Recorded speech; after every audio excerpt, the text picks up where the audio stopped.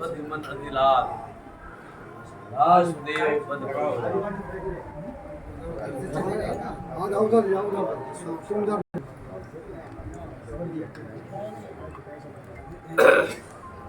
महाराज जी, जो आज सब एकत्र हुए हैं, किस चीज को लेके एकत्र हुए हैं आप यहाँ पे? देखिए, ये विश्व प्रवासी सामाजिक एवं सांस्कृतिक संघ अंतर्राष्ट्रीय संघ है। इस संघ का संकल्प ही है सनातन धर्म को संवर्धित करना और मजबूती प्रदान करना। सनातन धर्म का ध्वजा लहरता रहे। सनातन यानी अनादि। सनातन धर्म से ही सारे धर्म निकले हुए हैं। धर्म की पंक्तियां निकली हुई हैं, धर्म का स्रोत निकला हुआ है। सनातन धर्म का जड़ पाताल से जुड़ा हुआ है। जैसे समुद्रवत है सनातन धर्म, समुद्र से सारी नदियां निकली हुई हैं। आप सरयू जी के तट पे हैं, सरयू गंगा है। श्री राम गंगा के नाम से भी सरयू जी को जाना जाता है। सरयू गंगा, राम गंगा, गंगा जी जो भगवान विष्णु के पद से निकली हैं, चरण से निकली हैं। विष्णु के चरण से प्रकट भई गंगा जी जाके विधि के कमंडल में समाई है। विधि यानी ब्रह्मा, जाके विधि के कमंडल में समाई है। विधि जब छाड़े देख भागीरथ घबराने सुनो, करके तपस्या शिव को मनाई है। करके तपस्या शिव को मनाई है। और त्रैलोक पावनी गंगा जब भागीरथ जी के निवेदन पर गंगा जी छोड़ दिए ब्रह्मा जी, तो आकर गंगा फिर जटा में समाई है। 3 बूंद छाड़े शिव, 1 बूंद आकाश गयो, दूजे बूंद पाताल और धाई है। गहराती गहराती शहराती अपार सुनो, भागीरथी गंगा पृथ्वी पर आई है। हिमालय के पावन प्रांगण गौमुख से गंगा सागर तक कल कल चल चल की कलरव नाद करती हुई गंगा जी प्रवाहित हो रही हैं।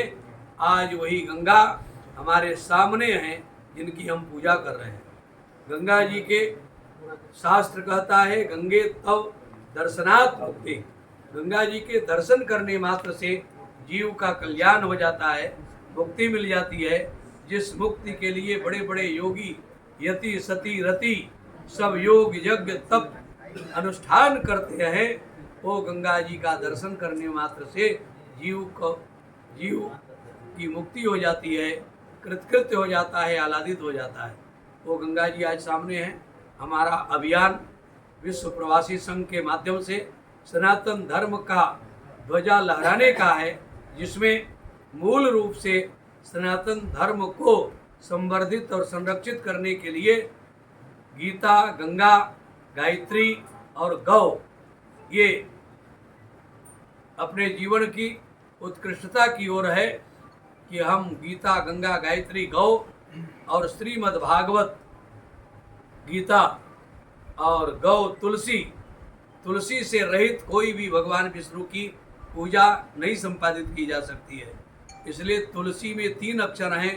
तु से तुरीयमेव केवलम, तुरीयावस्था वाले भगवान श्री राम जी, ल से लखन लाल जी और सी से श्री सीता जी। श्री जानकी जी, सीता जी और श्री लखन लाल जी और श्री राम जी अंतरिक्ष रूप से, अदृश्य रूप से तुलसी में अहर्निश विराजमान रहते हैं। इसलिए 56 भोग 36 व्यंजन बिन तुलसी हरि एक न मानी। बिना तुलसी दल पड़े भगवान को नैवेद्य स्वीकार नहीं है, भगवान को पूजन स्वीकार नहीं है। इसलिए हमारे सामने तुलसी जी हैं। तुलसी की हम पूजा किए और गीता जी के पूजा किए, गंगा जी के पूजा किए। भारत माता के चित्रपट है, इसमें भारत माता की पूजा किए। इस प्रकार से हम गीता, गंगा, गायत्री, गौ आज गौ के ही पंचगव्य बनता है और पंचगव्य गौ के माध्यम से ही बनाया जा सकता है। ऊंट का पंचगव्य नहीं बना सकते हैं, बकरी का पंचगव्य नहीं बन सकता, भैंस के दूध, दही, घी आदि से पंचगव्य स्वीकार नहीं है शास्त्र में। केवल गौ के गोमूत्र, गोबर, गौ के दूध, दधि, घृत, ये 5 मिलकर के पंचगव्य बनता है। और वो पंचगव्य में वो क्षमता है हमारी वैदिक परंपरा में, शास्त्र परंपरा में हमारी अपवित्रता को पवित्रता में करने की अलौकिक दिव्यता है, क्षमता है उसमें। इसलिए हम पंचगव्य को स्वीकार करते हैं, गौ माता को स्वीकार करते हैं। गौ, गीता, गंगा, गायत्री और जो है श्रीमद् गीता और तुलसी, ये हमारे जो है संस्कृति के, सनातन धर्म के नींव हैं। इससे अलग हम लोग कोई भी चिंतन नहीं कर सकते। इसलिए एक अभियान हम लोगों का इस आयोजन के माध्यम से है, विश्व प्रवासी संघ के माध्यम से है कि घर घर में प्रत्येक जन जन कण कण गीतामय, गंगामय और तुलसीमय हो जाए। गीता, गंगा, गायत्री और गौ का संवर्धन करे, पालन करे। और हर घर में तुलसी हो, हर घर में गीता हो, हर घर में गंगा जी का चाहे जिस रूप में हो, गंगा जी का दर्शन के लिए गंगा जी रखे जाएं, गंगा जी का जल का आचमन करें। भगवान का पादोदक गंगा जी है, इसलिए नित्य गंगा जल पान करने मात्र से भगवान का चरणामृत, चरण का धुला हुआ अमृत, ये अमृत पान करने से अमृत को जीव प्राप्त कर लेता है। ये अमृत कैसे हुई? विष्णु के चरण से प्रकट हुई गंगा जी, जाके विधि के कमंडल में समाई है। विधि जब छाड़े देख, भागीरथ घबराने सुनो, करके तपस्या शिव को मनाई है। होकर प्रसन्न शिव दीने जटा पहराए, आकर गंगा फिर जटा में समाई है। 3 बूंद छाड़े शिव, 1 बूंद आकाश गयो, दूजे बूंद पाताल और दाई है। पहराती गाराती छहराती अपार सुनो, भागीरथी गंगा पृथ्वी पर आई है। ये भागीरथी गंगा भगवान का पादोदक है, चरणामृत है। और चरणामृत पान करने का हमारे यहाँ भारतीय संस्कृति में, शास्त्र धर्म ग्रंथों में अनंत महात्म दिया गया है। अकाल मृत्यु हरणम, सर्व व्याधि विनाशनम, विष्णु पादोदकम पित्वा पुनर्जन्म न विद्यते। जो भगवान का पादोदक यानी चरणामृत पान कर लेते हैं, जो गंगा जल पान कर लेते हैं, शालिग्राम शिला का जो स्नान का अवशेष चरणामृत अमृत पान कर लेते हैं, वो प्राणी का पुनर्जन्म नहीं होता है। पुनरपि जननम पुनरपि मरणम पुनरपि जननी जठरे शयनम के बंधन में वो प्राणी नहीं पड़ता है। इसलिए हम भगवान का चरणामृत लें, गीता, गंगा, गायत्री और भगवान शालिग्राम के, भगवान विष्णु की पूजा बिना तुलसी की नहीं हो सकती है।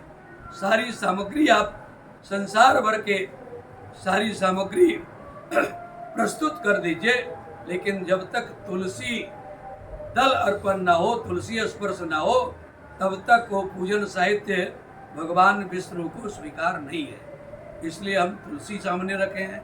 गीता, गंगा, गायत्री, गौ और तुलसी का ही संवर्धन और पूजन कर रहे हैं। ये अभियान केवल यहीं तक सीमित न रह जाए, इसलिए एक महामहोत्सव के रूप में हम लोग विश्व प्रवासी संगठन के नेतृत्व में, संगठन के प्रमुख हमारे श्री सत्य प्रकाश त्रिपाठी जी हैं और विभिन्न प्रांतों के, गुजरात के, राजस्थान के, गोरखपुर के, उत्तर प्रदेश के प्रभारी और सभी प्रदेशों के प्रभारी यहाँ पर, बहुत भीड़ नहीं है, लेकिन एक सांसद पूरे संसदीय क्षेत्र का होता है, एक विधायक पूरे विधानसभा क्षेत्र का होता है। उसी प्रकार से एक एक प्रांत के सभी यहाँ पर जो वरिष्ठ पदाधिकारी आए हैं, पूरे प्रदेश में, पूरे देश में ये बिगुल बजेगा। और मुझे पूर्ण विश्वास है कि घर घर में तुलसी, घर घर में गीता, घर घर में गंगा और घर घर में गौ का संवर्धन होगा, पूजन होगा। मैं रसिक पीठाधीश्वर महंत जन्मेश्वरन श्री जानकी घाट बड़ा स्थान अयोध्या, जो रसिक उपासना की मूल आचार्य पीठ है, जिसके संस्थापक अनंत श्री समलंकृत पूज्य श्री स्वामी रामचरण दास जी महाराज करुणा सिंधु जिन्होंने श्री रामचरितमानस की प्रथम टीका लिखकर पूरे देश में प्रथम टीका के नाम जो है आगे अग्रसरित किए और वो टीका आज प्रकाशित है। उत्तर प्रदेश सरकार के सौजन्य से लोक भारती प्रकाशन प्रयागराज में वो टीका छपी है और अभी यहाँ जो है सुलभ है। शोध अयोध्या शोध संस्थान के सौजन्य से वो लोगों को वितरण किया जा रहा है, वहाँ से सुलभ कराई जा रही है। घर घर में ये टीका भी पहुँच जाए, क्योंकि रामचरितमानस कोई सामान्य पुस्तक नहीं है। पुस्तक से उस तक नहीं पहुँचा जा सकता है, लेकिन श्री रामचरितमानस कल्प वृक्ष है। रामायण सुरतरु की छाया, दुख भय दूर निकट जो आया। रामचरितमानस में और भगवान श्री राम जी में कोई भिन्नता नहीं, कोई अंतर नहीं। श्री राम जी की भी रामलला जी की स्थापना होने जा रही है। अपने मूल जन्मस्थली पर श्री रामलला जी विराजमान होने जा रहे हैं। ये श्री राम जी की जन्मस्थली अयोध्या है और श्री रामचरितमानस की भी जन्मस्थली अयोध्या ही है। श्री रामचरितमानस ये नामा सुनत श्रवण आइए विश्रामा। श्री राम जी के भांगमय विग्रह के रूप में श्री रामचरितमानस है। बाल कांड प्रोपाए अयोध्या कटिमन मोहे, उदर बन्यो आरण्य हृदय किस्किंदा सोए। सुंदर ग्रीव मुखार बिंद लंका कही गायो, जयमा रावण आदि निशाचर सकल समायो। मस्तक उत्तर कांड ए विधि तुलसीदास बन, आदि अंत लो देखिए श्री मन मानस राम तनु। श्री राम जी का भी जन्म भय प्रकट कृपाला दीन दयाला, नवमी तिथि मधुमास पुनीता, शुक्ल पक्ष अभिजित हरिप्रीता। और श्री रामचरितमानस का भी जन्मस्थली श्री अवधि है। नवमी भौम बार मधुमासा, अवधपुरी यह चरित्र प्रकाशा। दोनों की जन्मस्थली के हम लोग आनंद ले रहे हैं। देखो, चतुष्टय साधन है शास्त्रों में जीव के जीवन को कृतार्थ करने के लिए, उत्थान करने के लिए भगवान का नाम, भगवान का रूप, भगवान की लीला और भगवान के धाम, ये चारों साधन का हम सब जो है आनंद ले रहे हैं। ये जीवन का जो है परम आनंद है। परमानंद पूरी मन राजा, कहा बुलाई बजाओ बाजा। जय सिया राम, जय सिया राम, जय सिया राम।